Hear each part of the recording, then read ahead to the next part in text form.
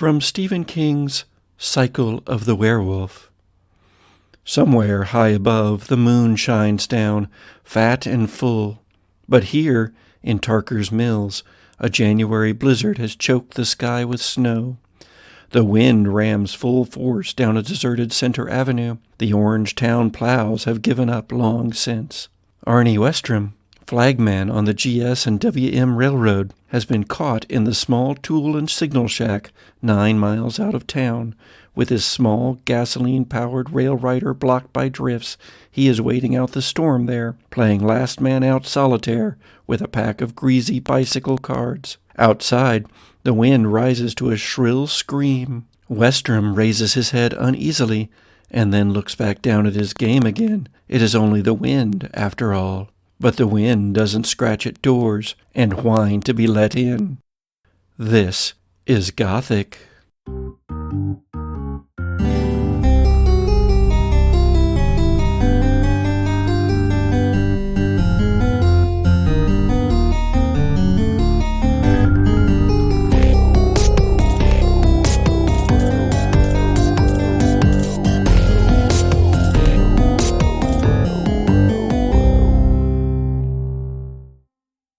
Welcome back, everybody. How's the quarantine treating you? Oh, so great. Yeah, wonderful if I wasn't essential. We thank you for your service. Yeah, I'm actually enjoying my little vacation. It kind of reminds me of, like, summer vacation, like when I was in school, like summer break, you know, but scarier. I enjoy time by myself, so it's not driving me mad or anything. May have driven our characters a bit mad, may have driven some of our fans a bit mad waiting this long until we return to the Gothic then. You guys were facing off against the Blood Moon pack of werewolves of Bledson after having linked up with Lockmar Kane, son of Lazarus Kane, and current alpha of the High Moon werewolf pack. The vegetarian werewolves. And he's got a hold of Nathan Redbone. And Torntongue, the leader of the Blood Moon pack, has Nathan Redbone lifted up by the throat, threatening to rip him apart. And that is where this episode begins. Oh, that's so brutal. Jesus. You got snatched. My boy got snatched. Oh, poor Nathan. Okay. So this menacing werewolf, is he purposely holding up old Redbone to get our attention? No, he's doing it on an accident. Like, I mean, did he just casually stroll around the corner with his midnight snack? Or is he like, haha, I'm taunting you? He seems to have more or less responded to Lockmar's own howls, cries of wolven fury that drew Torntongue and his pack to you, which is what your plan had been, but you didn't, of course, plan on Torntongue having Nathan Redbone in his claws. But no, Torntongue is standing there at the edge of Bledson, actually standing on an overturned wheelbarrow. He is holding Nathan high, quite easily seen by you in the fitful moonlight. What do you do? So I feel partially responsible for this because I kind of split him up and sent him off not thinking about him being werewolf bait. Do you, Chauncey? Do you? I do. I'm trying to be a nice guy. I really am. I didn't want him to be werewolf bait. That's the whole purpose of sending him away. Okay, so I'm going to step boldly out to this mangy alpha male wolf pack man-eater who is clearly not of the vegetarian variety. And I'm gonna ask him to parlay. How intelligent is this guy? You have no idea. Well, God dog it. Okay, small words then. Small words. God damn it. Okay. What was his name again? Torntongue. Torntongue is what Lockmar had called him before, and you don't know for sure that that's this one, but it seems fairly likely. There are 2 other werewolves behind Torntongue. But he's this one who's got our friend up in his jaws. Clearly looks like he's leading the pack. All right, I'm going to call out Torn Tongue. Release that man. And he turns, and his maw is dripping with frothy drool. And he looks directly at you, Chauncey, who have strode forward. And he says, "Why should I do that?"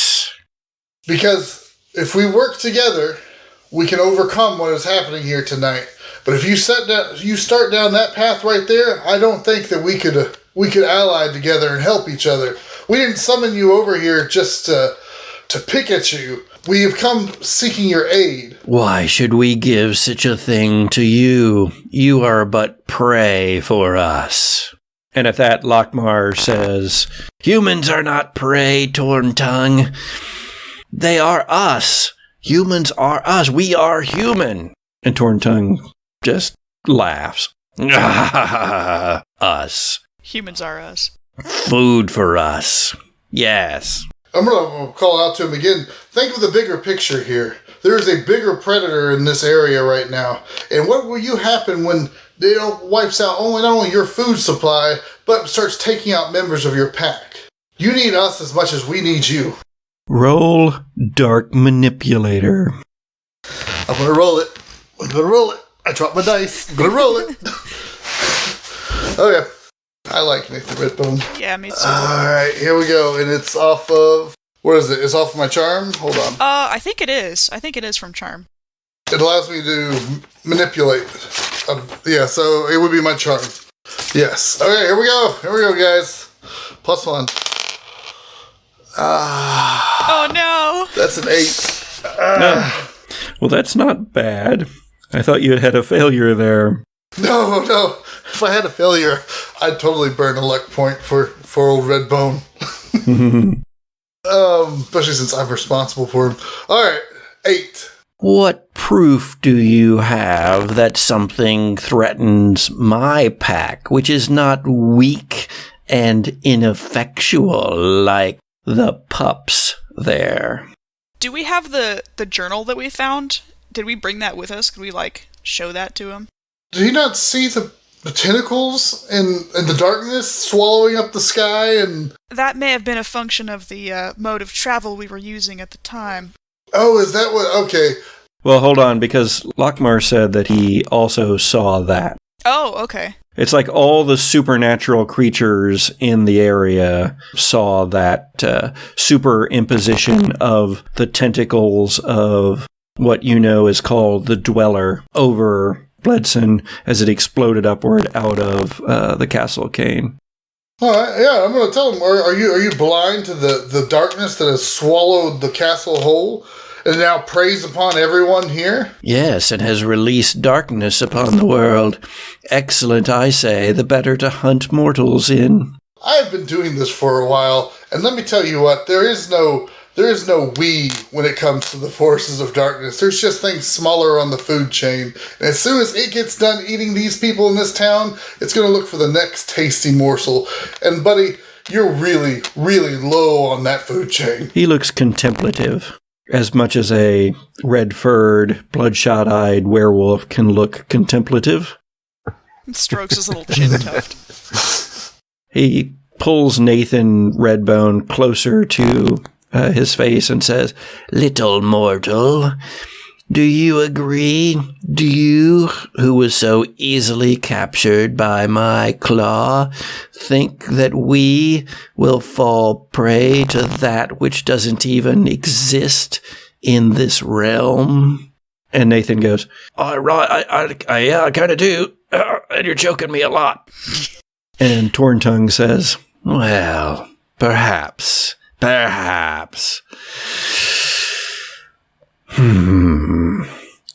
Do you have sway with these mortals, Lockmar? Pup? Not these here, but those of the town." And Lockmar says, "You know who I am in the town without my wolf form on, as I know who you are." And Torn Tongue says, "Can you make it so that the wolves are no longer hunted?" Lockmar says, "So that the wolves are no longer hunted." He looks at you all, and then he looks back and says, yes. Well then, perhaps we are in danger. I like it not that there are predators greater than me in this realm here, in the county Bledson. What would you have of us, mortals? Look to Lori. Oh boy. What do you know of the Dweller? Only what we saw. The tentacles, the power. Yes, that destroyed Castle Kane. Well, Castle Kane itself is an anathema to us. Kane's predators also stalked us in the night. Nothing so powerful that it could threaten us truly, but harried us enough. Right, my pack? And the other two wolves whimper and howl a little. Those other two wolves, by the way, one of them is huge. It is a big black-furred beast of a wolf, and the other is silver-furred, silent, and constantly pacing. We are no friends of Kane, nor of this Kane here. And he nods toward Lockmar. Have you seen anything come from the castle? Anything being released? Besides this tentacle or darkness, creatures, minions, something that would set its will upon the town. It seemed... Oh, yes, you. And he looks at Nathan Redbone and then tosses him aside. Nathan goes sprawling and then scampers over to where you all are, rubbing his throat. Yeah, I was going to go. Oh, that hurt. Quick inspection. Does he need any help? He has taken a bit of harm. I'll heal him. Okay. Did you wish to roll to heal? Yeah, I'm just trying to decide on the course of action to go with from there. Here, Nathan, it seems you're always getting yourself into trouble around me. Let me see what I can do for you. Right, doesn't it? Plus cool 10. Nice. Well, I believe on a 10 you don't even have to take that into yourself. You just heal it, right? No, heal it, and they're stabilized. Now, go and find Isabella, make sure she's safe. Righto, Captain. And try not to get snatched up by any more night creatures. He looks at Chauncey and gives a little half salute and then jogs off, occasionally stopping and rubbing his neck again, but mostly from memory rather than from actual pain. I love Nathan. He's so good.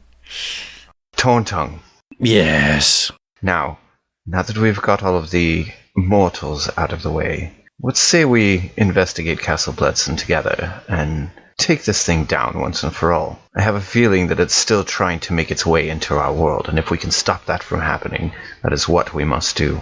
Torntongue leaps off of the wheelbarrow. In that one leap, covers half the distance between him and you, and the others quickly follow, although the silver one almost seems to vanish in the shadows that she moves through. I'm gonna keep my eye on her. She makes me uncomfortable. And he comes up close to Grace and starts at Grace's knee and then goes all the way up to her ear and just in one long sniff, just...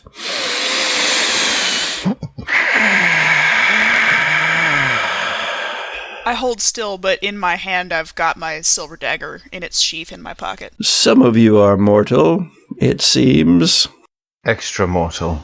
She does have access to magical powers.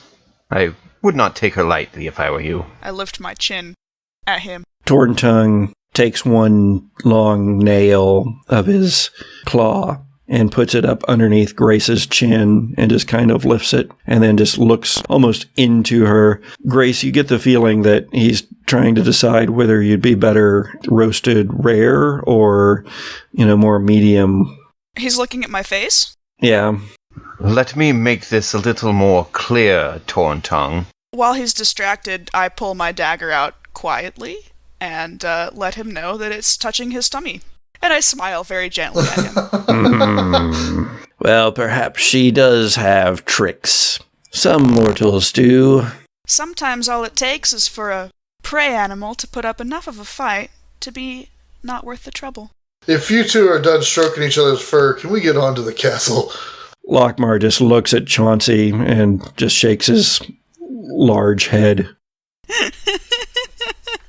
Yes, let us be off, says Lockmar. So what do you do? I asked Thorntongue, is this all that remains of your pack? This is all there is of my pack. We are the three who splintered off when the pup there beat the old alpha.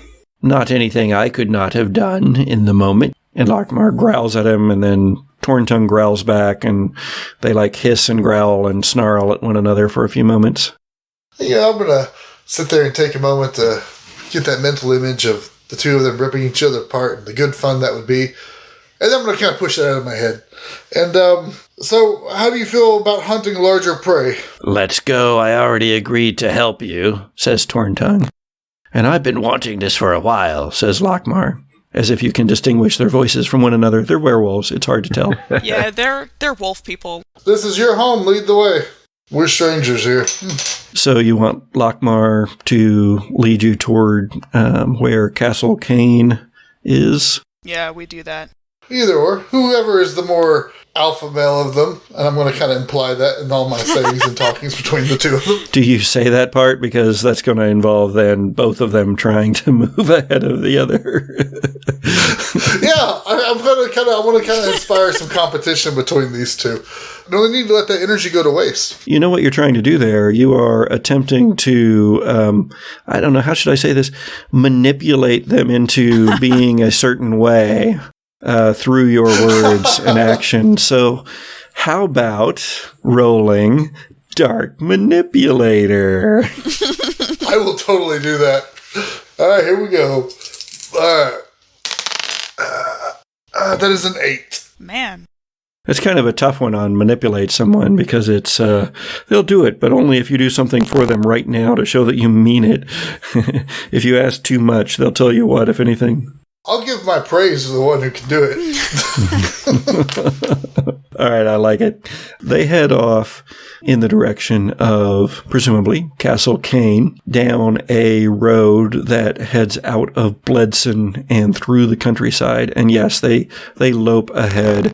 Sometimes one, sometimes the other, taking the lead, sometimes getting so far ahead that the other two wolves, the silver one and the big black one, come in close to you three and sniff and seem to be somewhat investigatory, but they have not said anything, and they don't come so close as to actually pose a threat. Oh, I definitely want to keep my eye on them and make sure that I've put myself in between Grace and them as often as possible. Yeah, I'm also keeping my eye on them. Are you keeping your silver dagger out, Grace, I assume, or? Yeah, reversed grip so the blade's lying against my forearm, so that if I trip on something, I don't stab myself. As you proceed down the road toward Castle Kane, a ground fog wells up, and as the town of Bledson recedes further and further behind, and the ground fogs rise from the moors, and clouds reveal and obscure again the blood-red moon, there are sounds out in the darkness, terrible sucking sounds or distant cries as of some poor creature in pain. What do you do? Listening to these, do any of them sound familiar, like earthly creatures, or do they sound just like kind of demonic gibbering? Some of them sound like the howls of hellhounds. Some of them don't sound like anything you've ever heard. Some sound like people screaming. Some of it is just odd sounds, and it's not like constant, but it's just every once in a while. Does it seem like they are filtering through from another reality into this one, or is it more clearly in this reality? Yeah, I'm kind of assuming that these are like, phantom noises, that if we were to go off and chase one of these. How about somebody read a bad situation? You can choose who. Since I asked first, I guess. Sure. Yeah, why not? I have no interest in going and helping anything in the dark like that. You go right ahead. Thanks. Go ahead, Lori. Read a bad situation. 10. Awesome. Wow, whole 3. Yeah. Nice. Oh, that offers me a lot. And how far away are we from the castle now? You're probably still another solid half an hour of walking. What's the biggest threat? You listen to those sounds and you understand that there's things out there in the dark, but they're probably not a threat to you immediately now unless you were to go pursuing them. They don't seem to be concerned with what's going on the road. And are you stopping while you're listening for these sounds that you've begun to hear, or are you continuing to walk and just stopping whenever you hear them? Just periodically pausing to, hone in on it.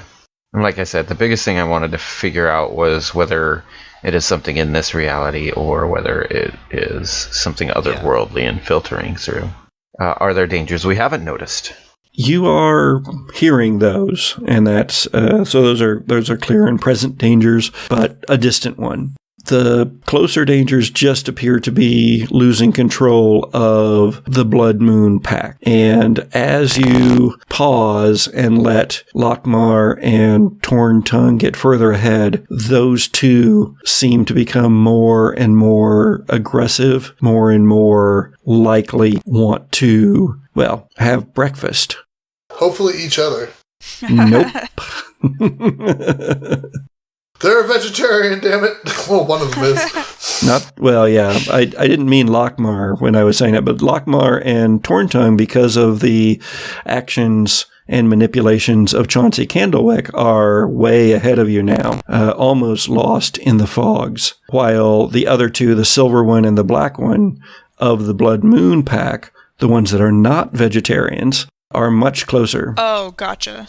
And you have one more question, Lori, if you wish to use it. We can't spend our time on these small distractions. We must hurry and catch up with Torntongue and Lockmar. I agree. And what's my best way to protect the victims? Victims in this case being whatever the rest of the pack is really trying to go after. I think it's us. Yeah, that would be you. And your best course of action to deal with that does appear to just be to catch up with Lockmar and Torntongue, who can control them better. Well, I'm so glad that I asked. Sometimes it's just the obvious. Yep. So, yeah, hustle them on. Usher them right along. Can I, when, at a time, maybe when Lockmar and Torntongue are getting particularly aggressive at each other, do a sharp, a psst, or a hey, remember why we are here and what we are intending. This isn't the time or place. Of course. Do you wish to also spritz them with water? Yeah, I spritz them with water. I take a spray bottle out of my dress and bad lycanthrope. Yes, Grace can absolutely attempt to do that. Just get them back on track a little bit. You don't have Dark Manipulator, so all you can do is just talk to them and they can, do as they will.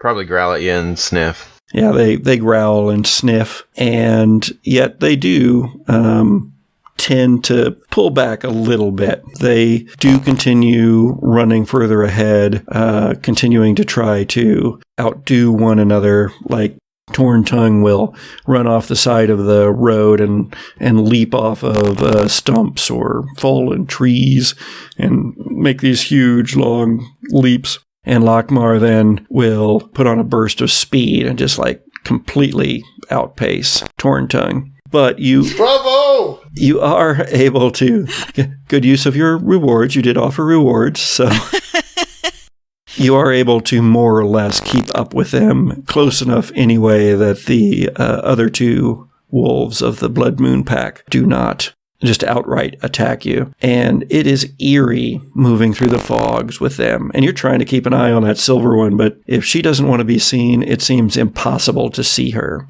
Occasionally she'll just vanish out into the fogs, and you'll just have a feeling of a presence around you. And then sometimes she'll just show up a few feet from you on a side where you weren't expecting her to be. And the other one, the big black one, just seems to look at everything around with just this ferocity that it just seems like he wants to just rip anything and everything, including trees, cartwheels on the side of the road, you, just into shreds. And you can easily see that if Lockmar is the alpha of the Highmark pack, then, these guys are definitely more ferocious and fierce than the rest of the pack that Lockmar controls, although not apparently more fierce than Lockmar, which is something that might be of interest for you to know.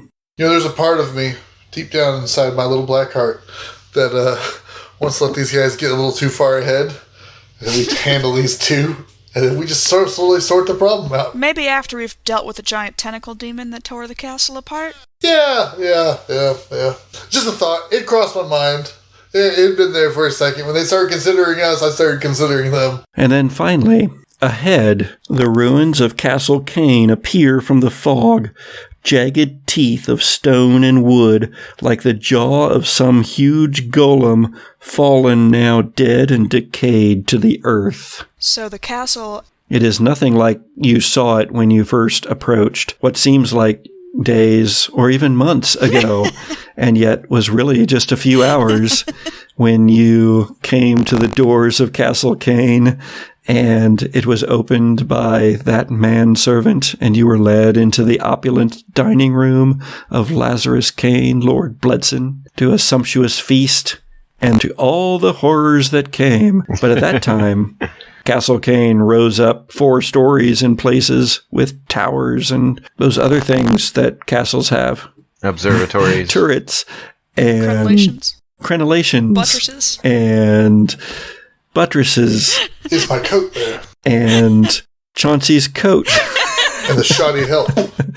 And the shoddy help. So the castle actually did get destroyed. That wasn't just in whatever vision we all shared. Lockmar and Torn Tongue rejoin you, and Lockmar says, "We are here, but this, of course, doesn't look the same." I'm going to turn to Lockmar. I'm going to you put up a good run, but I think Torn Tongue had you in there. Torn Tongue says, "Of course I did." Lockmar just shakes his head. "I will not rise to your bait, Chauncey Candlewick. That's for later, when we have our final reckoning." Well, shall we have a sniffing competition next? Is that in the books? Lockmar goes, "What do you wish to do now?" So we know that whatever it was that was happening here was a ritual that was occurring somewhere in the depths of this castle. I'm guessing that part of whatever those chambers underground, they might have survived the collapse. Yeah. Maybe we can begin looking for that. Yes, let's see if we can find our way down to the basement. Maybe even the original hallway that we left when we left. Is it structurally sound, Patrick? Are we just going to be climbing and digging through rock? I didn't assume we were going to be teleporting inside, but, making our way carefully and making sure things support our weight and such. I'm going to guess that the answer to that question depends upon your role of read a bad situation. Of course. Lori continues to read the situation as bad. He's just reading the whole time. Lori reads the situation badly. 7. Hold 1. Okay, well, crap. That limits me. I don't know. There's a clear answer that I want to know on that list of questions. You can discuss things. It's okay. I think, what's the best way in? But that's what I was going to go with, too. But I love the idea of, are there dangers we haven't noticed? Like, is this really the same castle? Because we did just go through a fog, and maybe we did cross over into, say, another realm. But I don't know. Well, how about this? You find the best way in, and then one of us will start, investigating. Okay, what's the best way in, Patrick? Several portions of the wall have collapsed. Now, you all were, when you were last in the castle, on the steps going down. That was when you were debating whether or not to actually proceed. And you ended up choosing to try to get Nathan and Isabella to safety and then remove all of the options for sacrifices from the castle. And that's, of course, when all hell broke loose. Well, all heaven broke loose? when you first went to the Convocation of Angels. Yes. Oh, yeah. And then hell broke loose when the tentacles erupted and flung the spiritual parts of Castle Kane out across the land. And apparently some of the physical parts too. Maybe, or maybe not. I guess you will have to investigate that here in a moment. So your best way in is actually near the conservatory, which is a crumbled portion of wall on the other side of the moat, but it is the shortest distance between you and those stairs going down. Okay. Which you can't see from where you are, but you know where they are roughly in the floor plan. So, yeah, I was actually just going to say, as we're kind of going up to and, circling around the castle looking for the best entry point, can I be paying close attention to the floor plan and see if it matches up with my recollection of what the castle was like when it was whole? Because I also suspect that, there may be interplanar, shenanigans going on. So I want to make sure it's at least physically, floor plan-wise, the same castle. Yeah, so investigate a mystery. Woohoo! Plus sharp. You got this. Guys, I don't got this. Oh. It's a 3. Oh. Thanks, new dice. You're going in dice jail. You have bone dice for a reason. Yeah, I'm going to use my bone dice for the rest of the day. I keep removing references to bone dice from the audio, too, so it doesn't make sense sometimes to leave them in, and listeners will be like, bone dice? What the hell? Bone dice? Bone dice? What the heck is this? Dice of bones. What did you get? 3. She got a 3. I rolled 2 1s plus 1. Oh, wow. Yeah, it was bad. It was great. My shiny new beautiful dice have failed me for the first time. As you are all trying to figure out how to cross the moat and to get into that section that will take you to the stairs that lead down, Grace, you're looking it all over, and everything looks to be everything that's still there appears to be in the positions that it should be to be Castle Kane. Just a Castle Kane that has not even collapsed in on itself, but has sort of blasted outward. Yet what you also see is a figure standing just inside the main doors of Castle Kane. And those doors are blasted off, so it's an empty doorway. But you see a tall, gaunt figure that you easily recognize as Lazarus Kane's manservant. Oh, no! There's a bastard with my coat. Oh, no! And he vanishes back into the darkness of the castle. That terrible manservant! I point him out to everyone else. He's got my coat! Look, that terrible servant has survived the explosion of the castle! Of course it would be him! Alright, I'm gonna get my coat. Let's go. Just be wary, because if one thing survived in there, that means other things could have survived as well. Well, one clearly did. The worst one. The worst one. The worst one. The creepy one. The creepy one. The one with the terrible manners. So, there are things here in the castle, though. Well, first, let's turn to our mortally challenged friends. And, Mortally challenged? I love it. Oh. I was like, to all 4 of them, did you see the thing that dwelt in the doorway? What do you think? Would they have? Well, we were going in that direction. Hey, you know what? It could go either way, because they could be looking for other things. Sniffing around at the ground. Yeah, and I would say one of the leaders would probably have seen it, because they were kind of watching what we were doing. Okay. They were kind of like with us. Which one do you think it would be, Lockmar or Torn Tongue? I'm going to say it was going to be Torn Tongue, because, he won that competition. All right, so Torn Tongue says, "Yes, I saw the servant of Kane. I know him not well. He does not leave the castle." Growl. That's because he's a bad servant. Lockmar, what do you know of this servant? He has always been with Kane since Kane arrived. And Lockmar goes, "Yes, his name is something." Oh, something. What a good name. That's a great name. Yes, says Lockmar. His name is Human Man. Person McNamerson. He is called Graf. Graph, like you plot on a chart? Like with an x-axis and Graf. Okay. I'm sorry, my stress is earthing itself in strange ways. So I'm going to turn to the rest of you before we press on. I'm going to just put our heads together here. Can we agree that nothing inside this castle is good? Nothing inside this castle is good. Everything inside this castle is bad. I fully agree with you. We could put these little lupine friends on Seek and Destroy on the castle grounds. That's not a bad idea. Lockmar, I can assume you can move much faster than we poor bipeds can. Of course.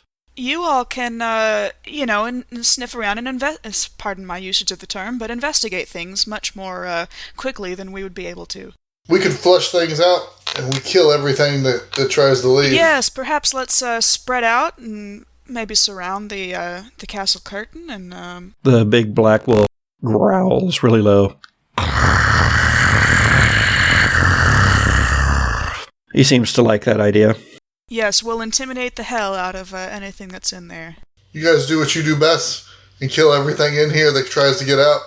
They do seem to like the idea, but I wouldn't mind, given that this is sort of Chauncey's time to shine here, but do some dark manipulating. All right, yeah, I will totally do necessarily want to go into the castle all by themselves and... Well, no. I want us to go in the castle, and I want them to be, like, patrolling it, basically picking everything off that tries to get out of the castle. I just want to sweep and make sure everything is dead in these castle grounds. And hopefully they die in the process. But you never know. I'm not going to tell them that part. Okay, here we go. Dark Negotiator. 8. Woo! Well, that is what they want. That is the deal. They want you all to go in as well. They don't want to be just the shock forces, the shock troops. Oh no, we're all going in. Nothing. Yeah, we have a feeling where we know where the heart of this is, but there's a chance that whatever is down here, its minions might try to escape, and maybe you could just sink your fangs into it and just taste a little different kind of flesh tonight. All right, you had best be close behind, says Torn Tongue. And before we move on any further, Lori, you keep asking about whether you think that you're still in the same realm or not. Go ahead and investigate a mystery, with only one of those questions really being applicable to that particular idea, but... Yeah, well, a couple maybe. Yeah, one main one. That, let's see, mystery is plus sharp, which, again, no help there. 8. Yeah, so that question I will ask. What is being concealed here? Is there another realm? Is this the real world? Oh my god. Damn, boy. Lori, new reports at 10. But first, today's news. So there's something foul afoot. What is really going on here? Easy enough. Lori, you've had this just tickling sensation in the back of your skull. You look around, and maybe it's because the werewolves are here, maybe not, but you sniff the air, and those fogs smell kind of strange, and you look up, and the clouds are thicker than they were over Bledson, but they do break occasionally, and you see the full moon up above, and another one right behind it, and another one right behind that. Oh, yeah! And then the clouds close back in, but you're pretty sure that one of those moons was a skull. Ah! That's, like, so cool. Yay. So the werewolves go in, Torn Tongue leading the way, followed quickly by his pack, and then Lockmar going a little bit slower. He did not care to go in first with all three of them, then following close behind. That's a smart doggy. Then he lopes across the drawbridge is fallen, cracked partly in two, broken in the middle, and so partially dumped into the moat, which is easier to see now that it's not storming and raining. And so he, like the others, just sort of leap across the gap from one section to another and very handily make their way up and then into the castle. For you three, though, it's going to be a little bit more difficult unless you use extreme measures. You'll have to do some more clambering and clawing than what the werewolves had to do. Yeah, the easiest way in, he said, was through the conserv... Well, actually, were we going to wait outside and see if anything came, got flushed by the werewolves? That was the plan, right? No, the werewolves were definitely of the mindset to have us all go in together. Oh, okay, never mind. Yeah, we were supposed to be coming up right behind them. Right. So, what about it, Angel Boy? You want to flap with the wings and get us inside? I'm not sure if using my powers in this place is a smart idea at the moment. I think we should find whatever is going on, end it, and remove ourselves from this place as quickly as possible. Fair enough. Okay. And I will gladly climb on the rocks and splash in the water. I follow Lori down onto the rocks and splash in the water. I stare at the water. Is everything okay with these dark water? Read a bad situation, Chauncey. I hesitate.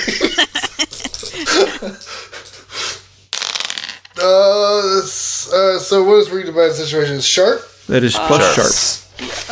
Alright, so my sharp is only +1, so that is a 7. Hold 1. Are there any dangers we haven't noticed? I'm going to say yes. Yes. I mean, there probably are. I hate water. I hate it. Well, Chauncey, it's actually okay for you because you held back and kind of looked around. Lori went ahead and just slid down the part of the drawbridge thing and then started splashing across the water and climbing up the other side. And then Grace was close behind. So they don't actually see the roiling in the muddy, murky waters off to one side of the fallen drawbridge. But you do as the great toothed maw of something terrible rises up out of the murk and leaps, snapping toward Lori. I was going to make a bathing joke, but then I remembered that Chauncey watched, what's-her-face get dragged into a bathtub by lots of hands, and he may never take a bath again. I have issues with water. Can I tell him, look out! Sweet Christmas! It's a little late for that, Chauncey! The Gothic Podcast is produced by C. Patrick Nagel, with theme music by Zoe Hovland and cover artwork by Jared George Art. Listen to The Gothic Podcast on Podbean or wherever you get your podcasts. Follow The Gothic Podcast on Twitter, Facebook, and Instagram, or email us at thegothicpodcast@gmail.com. Support for The Gothic Podcast comes from you, our listeners, so please visit our Patreon page. Thanks.